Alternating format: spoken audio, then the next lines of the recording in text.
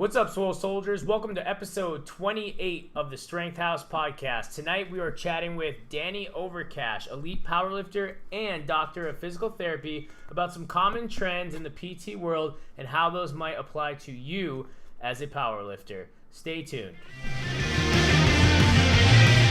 The Strength House podcast, featuring Greg Robbins and Tony Bonvecchio.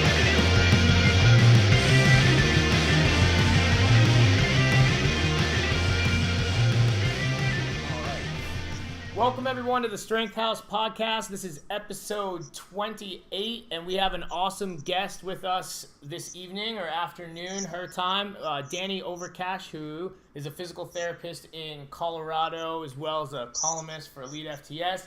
I won't tell you any more about her. I'll let her fill you in here in a second. Tony, how are you doing today? I'm doing great. We're in another new studio as we explore different options here at the Strength House in Worcester, Massachusetts, and excited to have an awesome PT and powerlifter with us on the show in Dani. So, yes. Excited. How are you doing today, Dani? I am fantastic. A little hungry because I just finished some squats, but other than that, pretty good. Awesome. Is this our first PT on? Have we had? I think it is. Like the PT and strength and conditioning worlds mix a lot, as you know. But I think it's the first doctor of physical therapy that we have on the show. So congrats on that. Well, thanks for having me. Yes, absolutely. All right. So we got to get a beer going. Yep. Dani, as you know, this is half powerlifting, half craft beer review. I know you got a lot of good beers out there in Colorado, but it looks like you're staying sober this afternoon. God bless you. But we're going to do two local beers today. Yes. Stuff that you can get off the shelves here in Massachusetts. So we're going with two beers from Fort Hill Brewery out of Easthampton, Massachusetts. Our first one here is a double IPA called Jigsaw Jazz. This is one that I know you like a lot, Greg. I am a fan of the Jigsaw Jazz. Really good beer, considering that you can just go get it at, I know Craft Beer Cellar isn't a liquor store necessarily, but it's pretty easy to find them, at least out here in Massachusetts. The best part about Fort Hill Brewery is that a 6-pack costs $11, and it's really a good beer, which is pretty cheap as far as craft beer goes to be able to get that. So this has been a go-to in the gym building process for its taste and for its value. And it's pretty easy drinking for clocking it at 9.2%. But it's a 12-ounce can, so that's true. Everything in moderation. All right, so Dani, before you tell us more about yourself, because this is a more important question, you said you had some pretty good beer recommendations from the Colorado area. So what's your go-to out there? I'm really glad y'all are drinking a double IPA right now, because if I were to have anything right now, it would be Odell's Mercenary double IPA. Also 9-ish%. I won't say it's 9.4, but it's pretty easy drinking. And if you're my size, you need one of them and you're good to go. And that's the thing about like double IPAs. They're almost like, we talked about this way back when, higher percentage, usually between 8 and 10%. But they almost drink easier because like the bitterness is played down a little bit. They're a little sweeter, yeah. This one's got just like all kinds of peachiness to it. I really like the peach characteristics of it. And you crushed at least one of these at Gillette Stadium when we went to see the Patriots play on Sunday. At least. Is there to be at least one of these? Because I feel like there might be more there. It was at least one of these in a plethora of other beers that were consumed. Odell's, I think I've had one thing from, do they make like the something superhero beer or something like that? I don't think so. I've definitely had one of theirs before because I traded beer with someone in Colorado and they sent me, they're like, oh, you gotta try, I tried, what was it? Cerebral Brewing. Have you been there? I haven't been there, but they've got some good beer. Yeah. Yeah, I remember when you got that. You got the sticker on the back of your laptop. I do. I have an Odell's sticker. It's like a hop cone, but it's like a brain. Yeah, that's a cool logo. And it was a pretty solid beer. Yeah, Colorado has a great craft beer scene. So it's awesome. There's so many. Like you could literally, even in Fort Collins alone, you could spend the entire day just touring breweries, which is awesome. The cool thing about Odell's too is that they do I want to say it's like 90 to 100 small batch brews. And so people that work there, when they get an idea for a type of beer they want to make, they just let them go and kind of do their thing. And they'll make a small batch. Or restaurants near. So there's a restaurant nearby that has these like giant cinnamon rolls. And last November, they ended up making like a cinnamon roll beer from this restaurant. So there's a lot of like local pride, and it's really cool. It's a neat culture. Bunch of hippies. I mean, I grew up in Vermont, so I know hippies make good beer. I always think like Colorado and Vermont go like hand in hand for me. They kind of do. They're like across the world friends. Yeah. And by world, the States. All right. Well, as we enjoy our Jigsaw Jazz here, Dane, why don't you tell us a little bit about yourself for our listeners who don't know who you are? Shame on them. So I'm a PT. I'm out in Colorado. Kind of my challenge in where I'm in right now, and I guess where I've been building, is I started powerlifting while I was in PT school. I come from an athletic background of soccer and long distance running, but have had 4 ankle surgeries and some other pathology that has not given me great mechanics. And so my challenge from when I first started lifting up until now has been kind of regrouping some patterns and trying to figure out, okay, so this is the system as is. How can I make the best of it? Which has been a little bit challenging. So when I first started lifting, my coach didn't give me a whole lot of technical cues. It was just put some weight on the bar, and if you can get to depth on your squat, you're good. If you're pulling and the bar locks out, you're good. And if you're benching and you can lock it out, you're good. So it's been a learning process, and so getting pretty strong pretty quickly has led to, I mean, it's tough. You get strong in one pattern where you're at, and it definitely comes at a cost. So that's kind of where I'm at. But other than that, I like baking, glitter, puppies, and girly things. Okay. I love puppies too. And even though Tony got it wrong the first time in our Instagram, we got off on the wrong foot without you even knowing. I went straight from your bio at EliteFTS, and I got your numbers wrong. You were pretty strong with the numbers I gave you, but you're way fucking stronger than what we gave you credit for. I felt so bad. Like, it really was not a big deal. It's funny because you don't think anyone actually reads your stuff at Elite. You don't think anyone actually reads your bio. So you're like, whatever, it's fine. And then all of a sudden, it's weird because with the growth of women's powerlifting in particular, you look at those numbers, and when I hit those at Rum 8, that was like a top 3 total. And now that wouldn't even be like top 20. So it's just been, well, maybe not that, but it's been really, really interesting just to see where things have gone. And it's exciting. It's a cool time in the sport for women. So what are your best lifts? Give yourself a little pat on the back and tell the listeners. Put it in perspective. So I pulled 440 at the last meet that I did. That was a local one I did in August. I've squatted in training. I've hit 360, just hit 358 in the last meet, and I've benched. I don't have good meets. I need to work on that. I benched 205, paused training, and just hit 192 at the meet. So I mean, pretty good numbers, but there's a lot that I can improve on just from the mental aspect and in preparation. And everything you do is learning experience. So, well, those numbers are unreal. You're still new to the sport, which makes it all that more impressive. I got some questions for you, perhaps later down the line, in relation to like how do you deal with getting good quickly and then dealing with the plateaus that come with. Maybe I can ask it now since I've introduced it. Yeah, I was hijacking everything. We've coached a handful of lifters, male and female, who get into the sport after like a good athletic background, so they're kind of strong to start. But when you kind of like skyrocket to really good numbers very quickly, you're inevitably going to hit plateaus more quickly. That's just you run out of the new gains and learning the lifts, etc. How do you deal with the slowing of progress that happens when you kind of get to a high level very quickly? Yeah, a couple of things with that. I think it's interesting you bring that up because I do think that you see a lot of people fall out of the sport because of that. They see the returns come less often, and they're like, yeah, I don't really want to put in the time anymore. I'm done with that. That was cool for a phase. Done. And I think Dave Tate's talked about that a little bit too, with just the people that stick around really need to have an element of longevity in their vision. And I think that especially as newer lifters, when you haven't been around it long enough, you don't see it. When you haven't been around people that have been doing this for decades, it's really easy to get caught in, right now and even 6 months and in 1 year. And 1 year, when you think about it, is still relatively short term. I think with regards to hitting plateaus and wanting to stay with things, Jen Rotzinger has been a huge influence on me, and she's been really cool about just teaching me to reframe things. My fiance Dave's also been amazing in that they're both really good at coming into whatever session they have with a goal that is one brick to the foundation they want to lay for a bigger total or a bigger PR. Jen is awesome. We had Jen on the podcast a month or so ago. She just had a really, like, a world record performance at her last meet. She's unbelievable. God, no one deserves it more than Jen. Like, I think what's really cool about Jen, I could talk about women in powerlifting for forever. What I love about Jen is how much she really gives back to people, and she has so much humility. And I think that especially when a lot of new lifters come in, they have one or two really good meets, it's easy to kind of forget.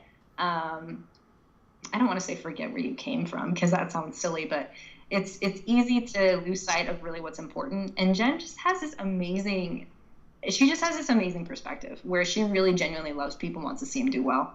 I adore her as a human being.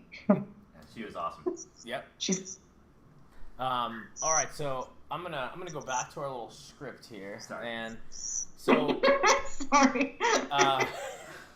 One question or group of questions we want to talk about is PRI has been a big influence in how you practice as a PT. We've been around it for a little while too, as we were introduced to it when we were at Crutchy Sports Performance, and from some of the PTs and strength coaches that we worked with in that setting. So could you give us your general definition of what the PRI concept centers around, so anyone could understand it? Yeah, so PRI, it's hard. I in some ways have two little versions of PRI. I have my clinical version and then my in powerlifting version, and maybe that's good or bad, I don't know. Basically, people, because we're built a little bit asymmetrically, our center of gravity tends to pull us in one direction, and over time, all of the things that, all the receptors and the parts of our physiology that drive our posture kind of accommodate to this already ingrained asymmetry. So you get muscles that like to operate at a certain length on one side and different on the other. That's going to influence joint position. And so in powerlifting, if you think about a base, it's already a little bit off center. Every time you go to load a movement, you're going to load into that movement off center. Okay. Yep. Cool. It's terrible definition. Yeah. No.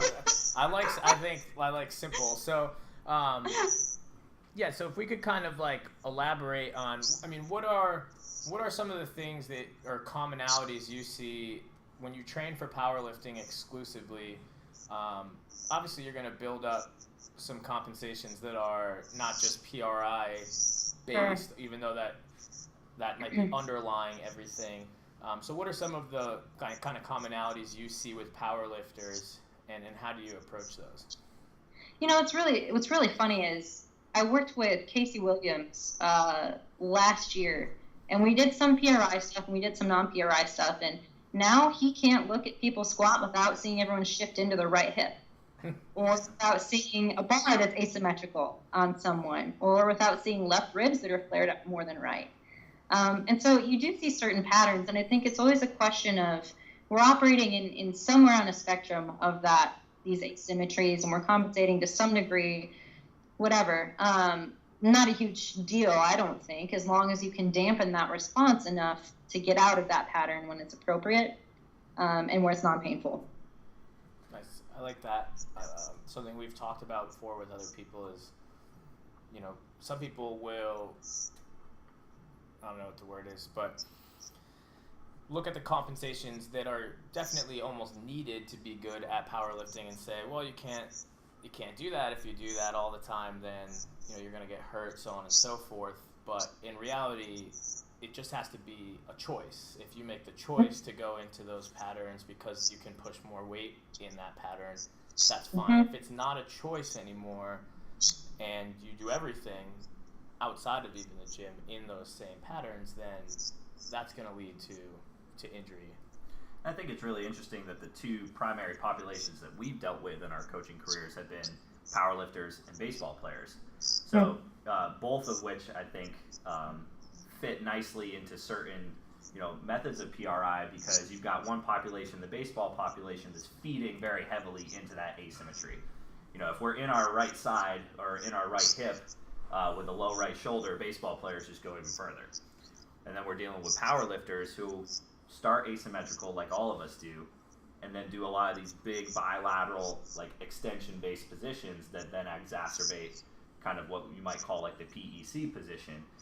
So you're looking at two very different sports that kind of go in, like, pride themselves in opposite directions on the PRI spectrum, but both populations we've seen, some people do really, really well with PRI interventions. Other people, like, there are non-responders to everything. But I'm really curious to hear how you treat what we know as like a asymmetrical population that are doing a very bilateral extension-based sport. Yeah, and that's what's hard. I think Bill Hartman says extension is performance, and like Greg was saying, if you need to access that pattern to do what you want to do to perform, as long as you can actually get out of that pattern occasionally, great. One thing that I've actually really struggled with is, once you peel off that first layer of the bilateral compensation, that PEC pattern,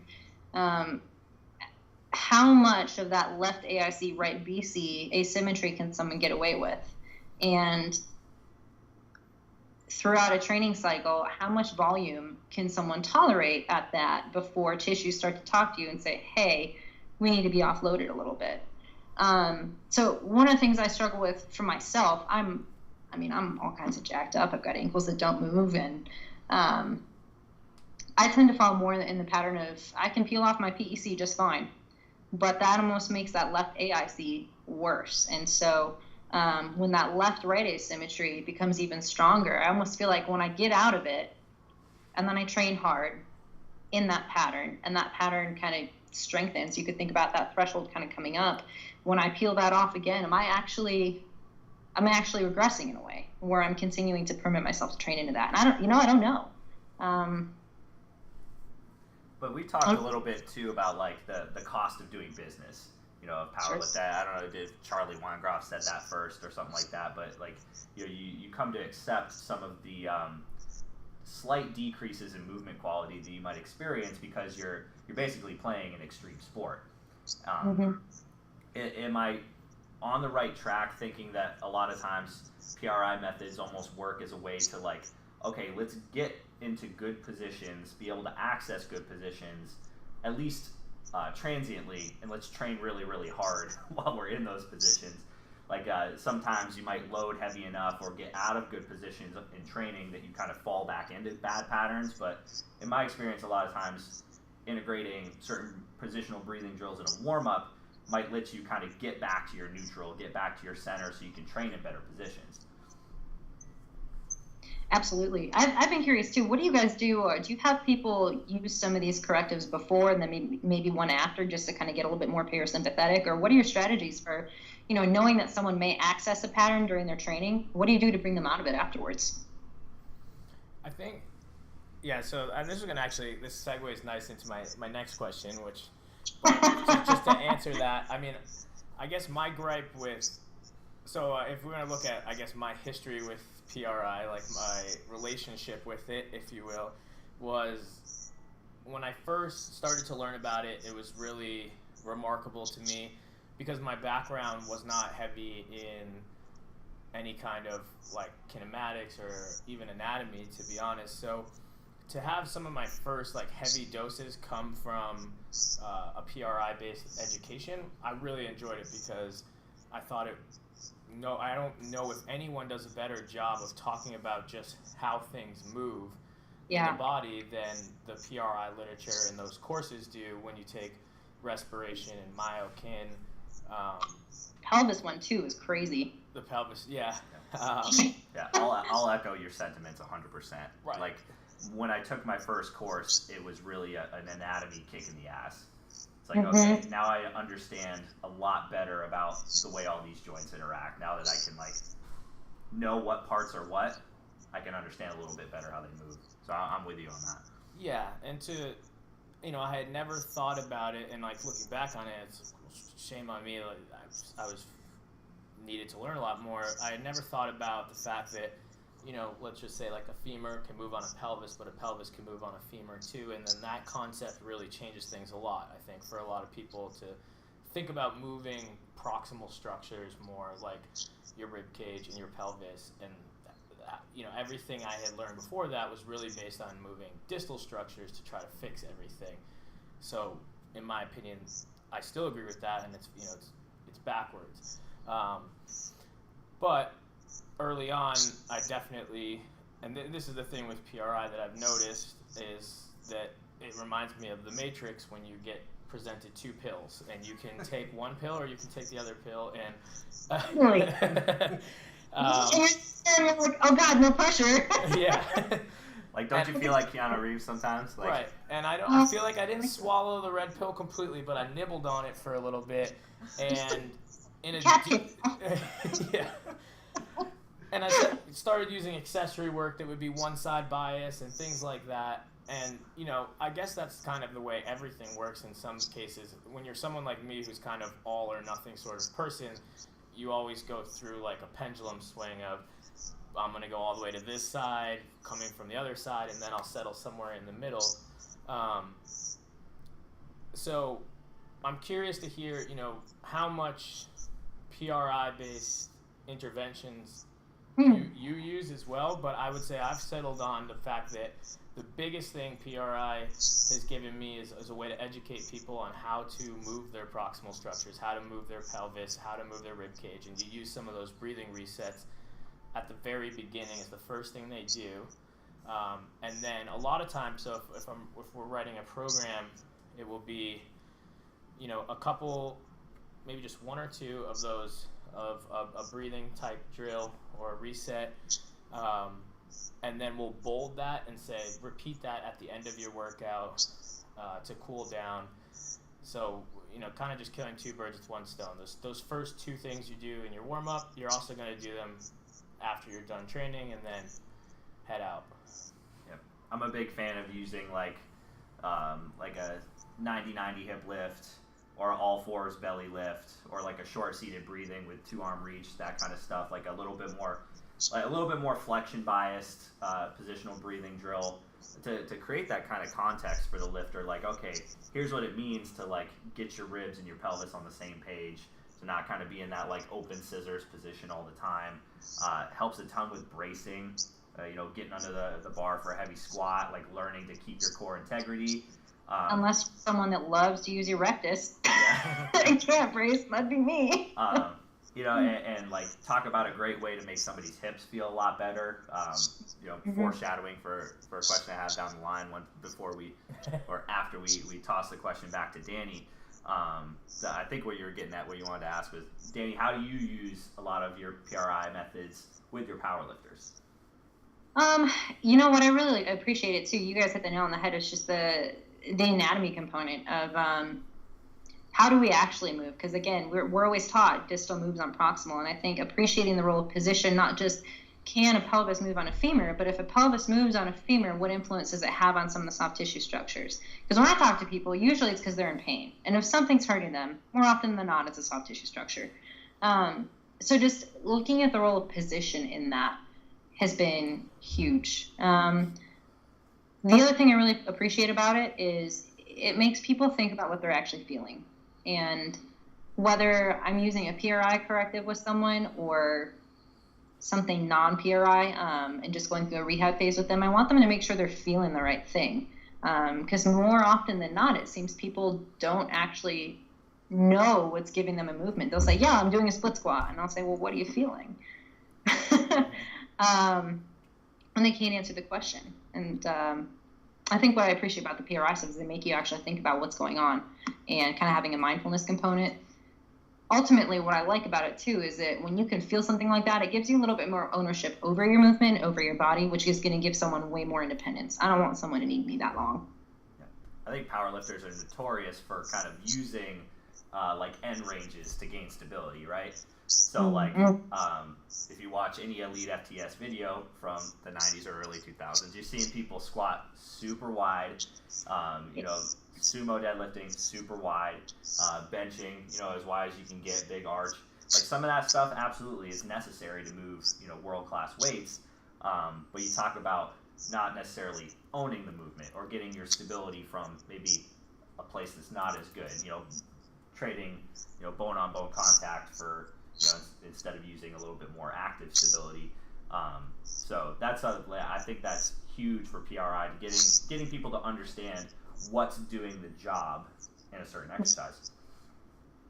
I think what's cool too is our generation of powerlifters, we're really getting to the point where I see fewer and fewer people relying on end range to create a false sense of stability, which is cool. I think there's been a lot of education put out regarding motor control and actually having good movement patterns. And you look at new lifters, like brand new, and a lot of them move really, really well. They're not sitting there trying to go into a super wide squat or super wide sumo pole position, which I think is one, really neat, but just from a general health perspective too, really does force you to own the motor control component of things.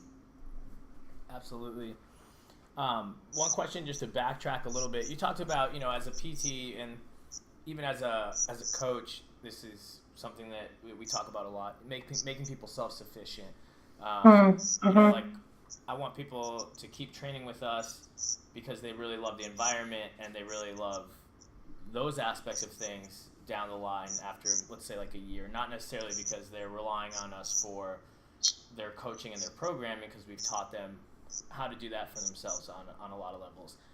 If I have one gripe with the way I've seen PRI put into practice by other certain people, is that it strikes me as very hard to become self-sufficient because it gets so detailed, especially coming from a setting where we're working with multiple people at the same time. We're working with powerlifters and athletes, which are probably two of the people that buy-in is one thing. I understand that, and I think we do a very good job of getting people to buy in, but it does get hard when it's full of all these minute details to have people become self-sufficient when PRI is used in that way. What's some advice you could give us as far as how to make PRI something that people can be self-sufficient with? The hard thing that I've had to learn is that you really can't, and this too as coaches, you can't talk to people the same way.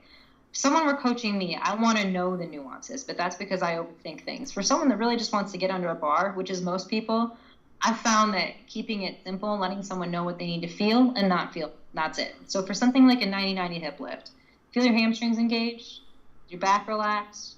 Can you feel your ribs move down when you breathe? Good. 2 minutes of that and you're out. I love that. Just keeping it simple like that.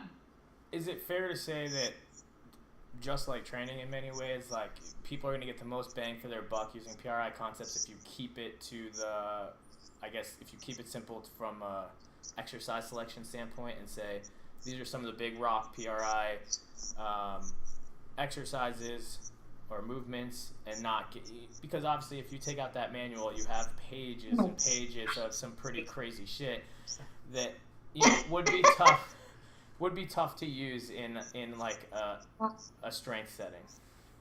Yeah, no, totally. I mean, those are hard to use in a clinical setting. When I'm sitting there at people and they want those little details. I don't know about you guys, but as a coach, as an athlete, as a PT, as a friend, as a training partner, I don't have the mental bandwidth to know 500 PRI exercises. Yeah. I think there's a reason, just like basic training exercises, there's a reason that something like a powerlift press is so popular. It's effective, right? Yeah. I think there's a reason that some of the base PRI exercises are so popular is because they're effective. They teach position, they're anti-extension. I think the cool thing that I've seen has been I can go and, oh man, I might be jumping in the lion's den with this one. I don't know. Yeah, I'm just throwing it out there. So I'll go and I use Dave, my fiance, as an example. The guy is 250 pounds. He pulls over 900. He squats well in sevens. His bench he won't want to talk about. Everybody hates benching but me. Fuck. Everybody hates Tony's benching. the only one that likes benching. So I can go put him on a treatment table and put him in a very isolated isometric muscle testing position, and someone my size in that position can get his muscle to fail really quickly, really easily. Not the traditional what you learn in PT school. And so I don't want to use the term inhibition because it's become such a dirty word in the community, unfortunately, but there's a reason that reflexive timing gets thrown off. The coolest thing for me that I've seen is I could then go take someone through a 90-90 hip lift and retest that, and it comes back crystal clear. So you kind of look at the role of the nervous system. I don't remember how I got on, I don't remember at all how I got on this topic. What were we talking about? Big bang for your buck PRI exercises. And I think that's where we were last one. I take someone through a series of tests that if they really want to go through on their own, I teach them how to do it so they don't need me to do it. They can do one PRI exercise, and it needs to clear at least 2 or 3 of the tests I take them through. Once they find their one exercise, I maybe give them another, maybe. But that way they've got some indicators they can go off of to say, hey, my training felt really weird today. It kind of feels like I'm not getting as much power out of the hole. What's going on with my hips? Run through the test in 5 minutes or less, spend 5 minutes on a corrective, retest, and they're good. So I think there is some good bang for the buck with regards to there's nothing wrong with simple. I think most people clear with simple. Usually if someone needs something real fancy PRI, it's just because I'm choosing to go that direction with them. But it could be done just as well, just training, strengthening things, and being really picky about what people are actually feeling, do the work.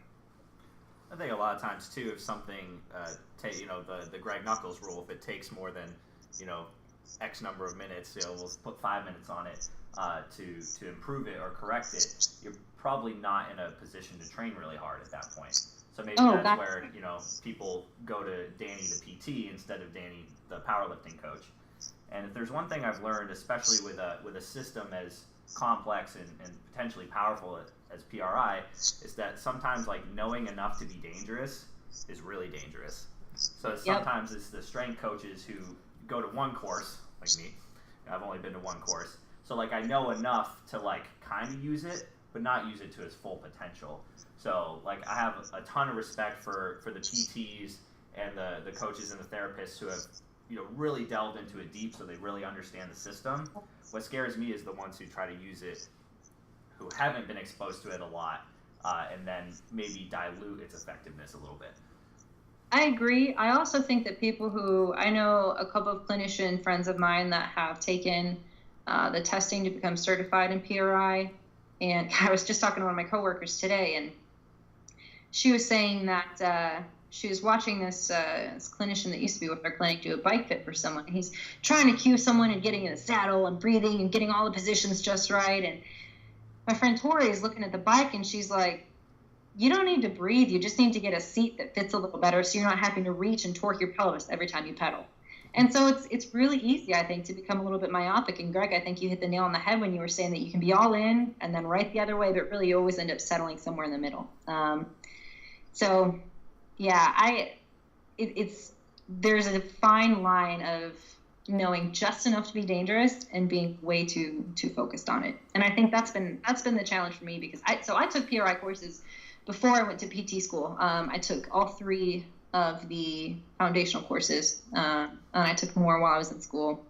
And so I came into everything with this background. And the challenge for me as a PT coming into practice has been, okay, can you peel off those layers when it's appropriate, which is pretty often. Yeah, that's refreshing to hear, and I 100% agree with that take. All right, so we're gonna crack open beer number 2 here as we continue the conversation. Fresh Pick, another one from Fort Hill. This is a single IPA. This beer fucking rocks. I love this beer. It's so good. I'm an IPA girl, so you're gonna have to hook me up with the names again. Yeah, so this is Fresh Pick. Fresh Pick. Also from Fort Hill.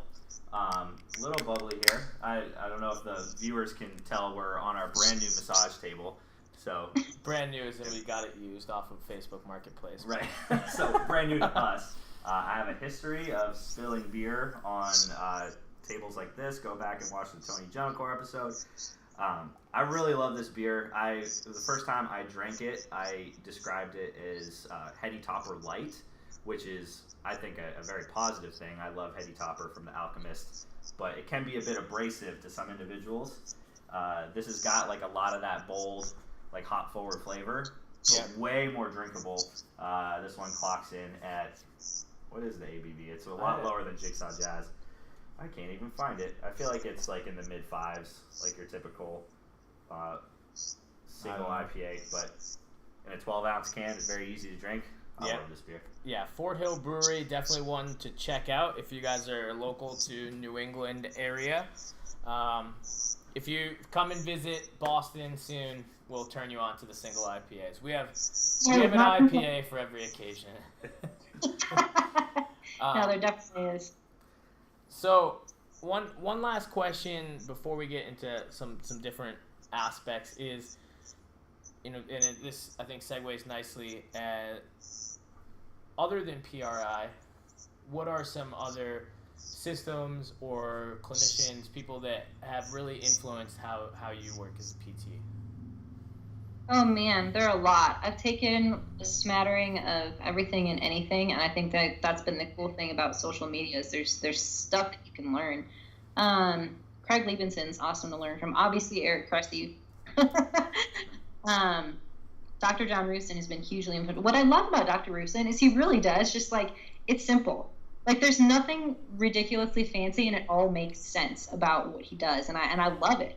I think it's simple and well thought out is a great way to approach things. One thing he applies it to the gym as well, and just kind of as a strength sport. So I probably end up using that a lot with my, even my clinical patients as well as athletes.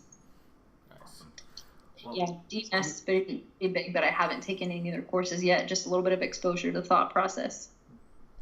Is like SFMA something that you've gotten into at all, or is that, what's your opinion on that? An opinion on that is a long one. I don't use SFMA. I have a different kind of screening that I go through with people depending on what they've got going on. Just looking at active, passive, combined, and then motor control through different ranges depending on whatever movement's bugging them.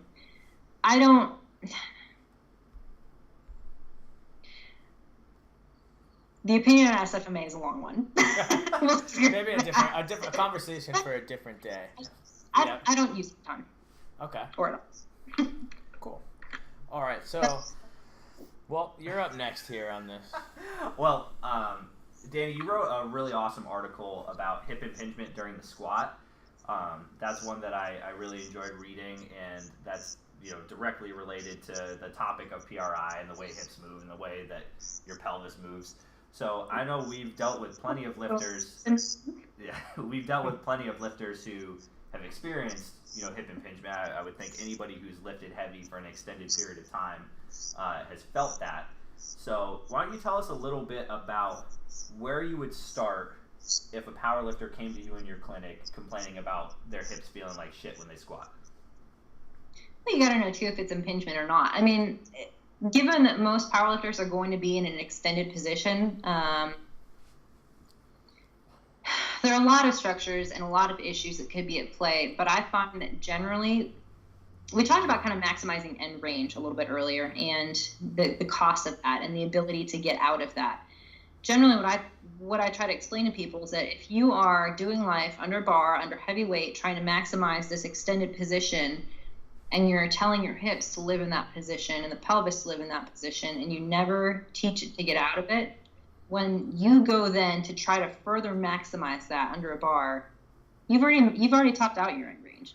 And at that point, you're just causing some stress to soft tissues in the area.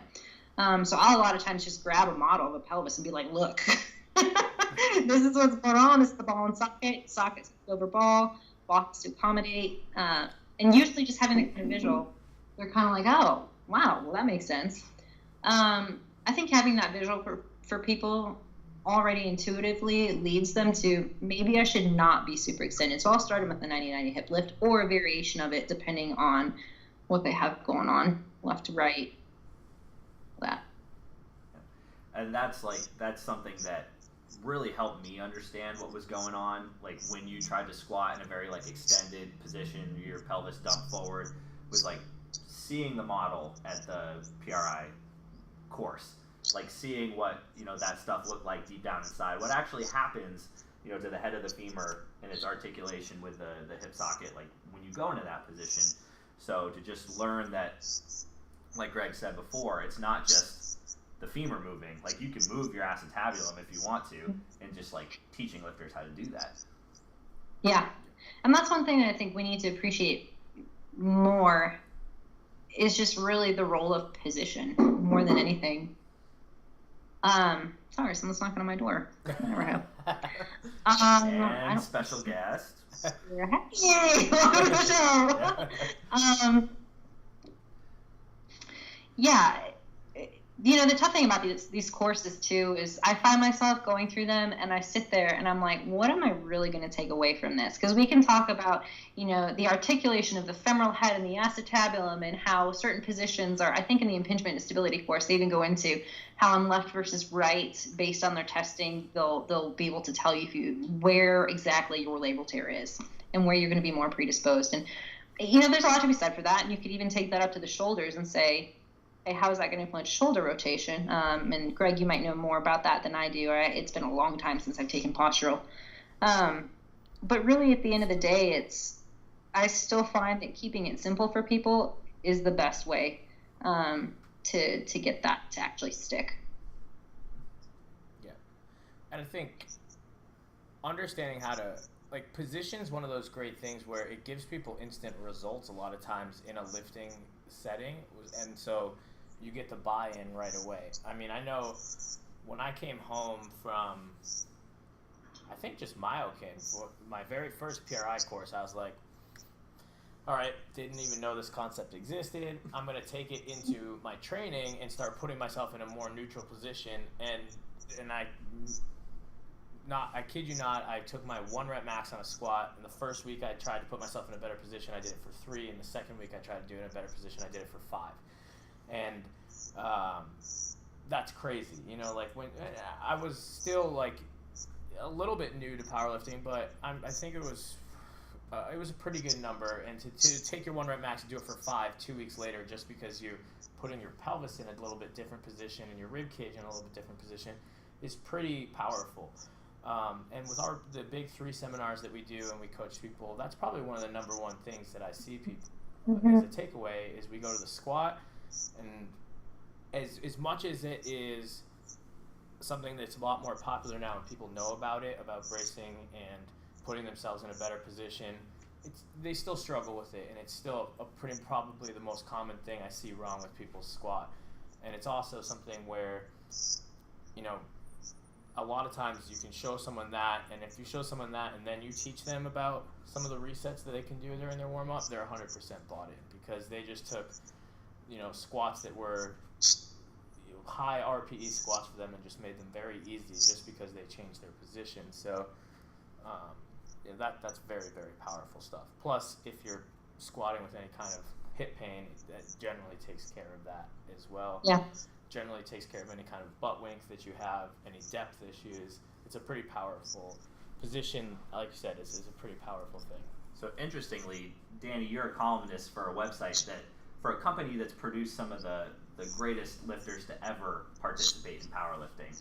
But there is kind of still that old school mentality of just arch, get into this kind of position. And you know where I'm going with this. Have you ever dealt with any pushback from some of the more old school lifters?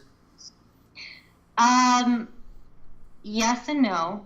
I think doing the rehab with Casey Williams that I did was the coolest experience ever, because you really got to see how Dave Tate approaches some of the rehab stuff and how willing he is to learn and hear new ideas. So I just outlined what I thought was going on with Casey. He was having some hamstring issues and some groin issues at the same time. And I just said, look, when you're in this really arch position, look at what's happening in that hamstring. It's super long. And then you're going to go and ask it to translate heavy load and get you some rebound out of the hole. Good luck. And so I think just giving them the mechanical breakdown, it's easy for them to see. So I haven't gotten pushback from from Dave or from a lot of the lifters, actually, I think a lot of the EliteFTS lifters are very open to the concepts, so long as I'm not sitting there saying, oh, by the way, chew on your left molar and evert your right calcaneus. But that's where it really makes me sad that PRI has the reputation that it does, because it really is just functional. It's functional anatomy, and it's position is all it is. It's position and it's neurodynamics a bit. Every time I go to lift there, I'm giving cues like to widen my squat stance a bit, to arch my back just a bit more. And granted, I've probably gone and taken myself too far to the PRI end of the spectrum, and I also just don't move very well. I got too strong too quickly and never learned how to lift. So there's a little bit of pushback, but generally I think what's really cool about this team is everyone's open to dialogue too. So as much as I've maybe gotten some pushback, just a little bit, I think I probably could be a little bit more accountable to being open to other ideas too. Absolutely. I think you get this little PRI nugget and you kind of want to hang on to it and give it a hug all the time. That's realistic. I don't know what the guy equivalent of that is, but But I mean, results are the great, equalizer, right? So like, you're a lifter with very good numbers. If you're, which gives you a little bit of street cred there. If you're able to take a lifter like Casey Williams and help them not be in as much pain, there's a result right there and a win in your column. So, like, that's really what it is. It's like results have to win out all the time. So, like, I think as coaches too, we were just talking about this at my clinic last night. It's always a question of where's the value for whoever you're working with, because as soon as you cross that bridge from pain to performance, you're talking to really the identity of the person. I think especially as powerlifters, we've got our jobs we do during the day, but we hold on to this identity of powerlifters and hold it very closely to our hearts. And so really, whether it's PRI or anything else, you've got to live in the same reality that person does. They might not want to hear PRI, but if they hear position and you say, well, I mean, the PRI lingo is pelvis inlet position gives outlet power. But if you say, hey, get your hips in a better position to get more power, that's a language that means a lot more to them. And so I think from a coaching standpoint, just recognizing where the value is for that person, kind of that carrot on the stick, holds a lot of leeway. Right. That's a great point. Yeah. It's the way that you phrase something. In the bottom line, I can't remember ever a time I was working with an actual client where I used the word PRI. Like, I'm not sure they really know what that is anyway, so like we're going to do this PRI thing, which would probably just be the worst thing I could say, because then I'd have to try to explain what PRI is, and then they might end up on the website, and then God knows what would happen next. So I just try not to say it at all. And I think, too, people, again, and this is maybe a different topic, but I think with both of you, it's very obvious that you love what you do. And people aren't there for the letters behind your names. They're not there for the experiences that you've had. They're there for the passion that you have and what you want to do for them. I don't hear PRI in that anywhere. Yeah. Yep. Absolutely. And just to put this in there before the next question, I think EliteFTS is an awesome organization, awesome website, because they have people like you on staff. Mike Robertson has been someone that's been involved with them in the past for quite a long time. So, I mean, that's why I trust someone like an EliteFTS, because they do stay open-minded, and they have I always value when you have you run the gamut between, you have, so-and-so, I'm going to use, I worked for, and I'm friends with CJ Murphy, a columnist on one side of the spectrum, to Dani, you on a different part of the spectrum. When you get all those minds together, really great things happen. It's cool because we all get together and at these training sessions, like we sit there and we pick each other's brains about things, and it's like you get the nerdiest meathead moments together, and then someone just goes and crushes weight, and it's just the coolest thing ever. It's this little magic that happens. It's an amazing team. So it's cool. Speaking of ends of the spectrum, we're gonna ask you something that makes us uncomfortable asking about, but very related to the whole pelvis thing. You might have an answer for this. You might not. We genuinely don't know the answer. I don't know the answer. Serving up a softball question here. You know where he's going. So we train a lot of female lifters. Pelvic floor dysfunction is a thing, right? Very. So it's become more and more common to coach female lifters, to hear them talk about the dreaded PP monster when they get, heavy squats, heavy deadlifts. We've coached females who have had it happen to them in the gym, at competitions. For a female lifter who's experiencing incontinence when they lift heavy, what are some recommendations that you would have for them? Because I ain't got many. Oh, this is one that I don't have a great answer to. I could sit here and nerd out about the science, but there's a reason that pelvic floor specialists are pelvic floor specialists. And there are, wow, I can't believe I'm going down this road. There are manual and non-manual pelvic floor specialists. Obviously, there's a lot that you can do. So pelvic floor dysfunction, you could think about it as just hyper or hypotonicity of muscles. They're muscles just like a bicep or just like a lat, just like a quad, that operate at a certain level of busyness. You could think about it that way. And sometimes not knowing how to actually scratch that. Take out the word busyness and replace that concept with a light that's got a dimmer switch where it can dial up or dial down. You've got muscles that have no idea how to, they live on one end of that spectrum and they don't know how to find halfway in the middle. I wish I had an answer. It's something I really want to know more about. But from a training standpoint, I can tell you, I know a lot of women that cut their reps and their sets short because they're worried about that. And so rather than hitting 3 more reps, when they've got 5 in the tank, they rack the bar. I think as coaches, one of the best things you can do is encourage, just let them know that it's okay. It's not a big deal. And encourage them to train hard when they feel they can. And seek out someone who really is a specialist. It's not something that you can just treat lightly, something like cables. Come on. If you've got a muscle that is the dimmer switch to the light all the way turned up, and only tell that muscle to work more, I don't think that's going to solve the problem. I don't think turning that muscle on is the issue. I think it's balancing it out and kind of fine-tuning it to turn off when it needs to is the issue. That was a wake-up call for me when I was first coaching some females who had issues with it. Always thought of it as a muscular weakness, right? Do your Kegels, strengthen your PVC muscles, where in reality, those muscles were unable to relax. And that big, intra-abdominal pressure was actually just getting everything more on, turning the dimmer switch up, if you will. Yeah, and I've seen. I don't know if this is true or not, but I think it can go back to position as well.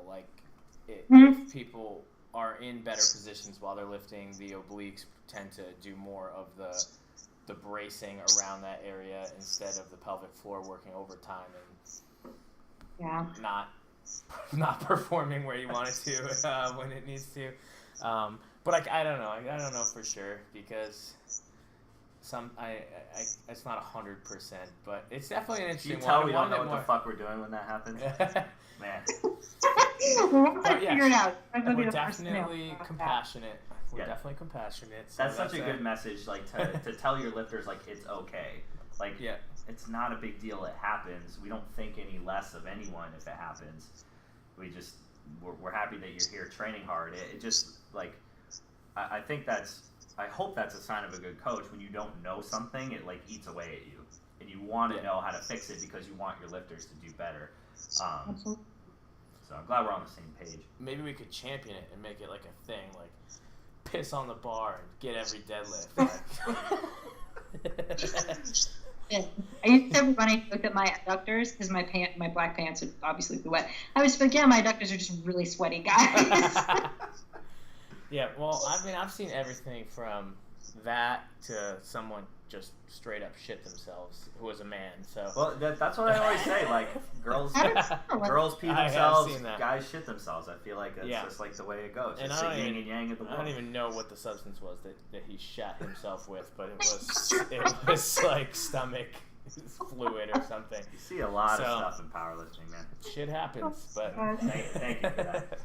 Awesome. All right. Well, Danny, that's pretty much all the questions we have for you. We wanted to end on that awesome note there. Where can people find out more about you and what you're doing? I need to change my bio on the EliteFTS website. I was actually working on that even before this. So, but if you go and just type in Dani Overcash in the search box, it'll pull up probably one of my articles. You can just click on it and then click on my picture, and it'll be all that. Or you can reach me by email at danicashgpt@gmail.com. Awesome. We'll put that all in the show notes so our listeners can find out more about you. We really appreciate you coming on and chatting with us about just about anything tonight. We covered some topics that we've never covered before. Yep, but this was a great episode to be able to talk about PRI and to have a PT as awesome as yourself on. One thing I wanted to let you know, which is really cool, is a couple years ago, my wife saw a video of you pulling 405, or maybe it was like 402 or whatever that. At room 8, yeah. And that motivated her to get into powerlifting, actually, and do her first meet and everything like that. So she's a huge fan of you, and you were a big inspiration for her. So wanted to let you know about that, because it's always cool to hear stuff like that, I think. But and it's with the way some of these women are just absolutely crushing weights on the platform. It's funny, I talked to Dave and I'm like, God, I don't even think, no matter how hard I train and how many PT tricks I pull out of my back pocket, I don't think I'm going to be able to stay even in the top 5, 10, 20 in the next 5 years. It's just crazy what some of these women can do, but that comes at a cost that they have to choose to embrace as well. So yeah, I think, as the sport gets more popular, you just see better athletes transitioning. People whose gene pools were just a little bit better than the rest of us. Couple that with the work ethic and the proper training, and you just have to, the cool thing about powerlifting is it's just you versus you. That's something I always try to get across to our people as well, is just better your own records. It is, from someone who didn't have that when she first started lifting and was all about the rankings and the numbers and this, that, and the other. Your lifters are so lucky to have that from you. And I think especially for women, just knowing that whatever they're doing and whatever they're trying for, like, they're doing good enough, they're doing well, is a huge and a powerful message to feel enabled and empowered to do what they want to do. So they're lucky to have you both. Love it. Awesome. Well, thank you again, Dani, for coming on. Before we head out, everyone, we just want to make a quick announcement that we do have, the spots are disappearing daily for sure, which is awesome, but we do have some founding member spots left. So if you are local to Worcester, Massachusetts, and you want to train with us at the Strength House, check out the website, check out the founding members special, your chance to save really big on becoming a member during our first year of operation. So strengthhouse.com, founding members. And each day this week, we're rolling out more and more information about what our offerings are. Today on Instagram, we rolled out our Conquer, our group training offering.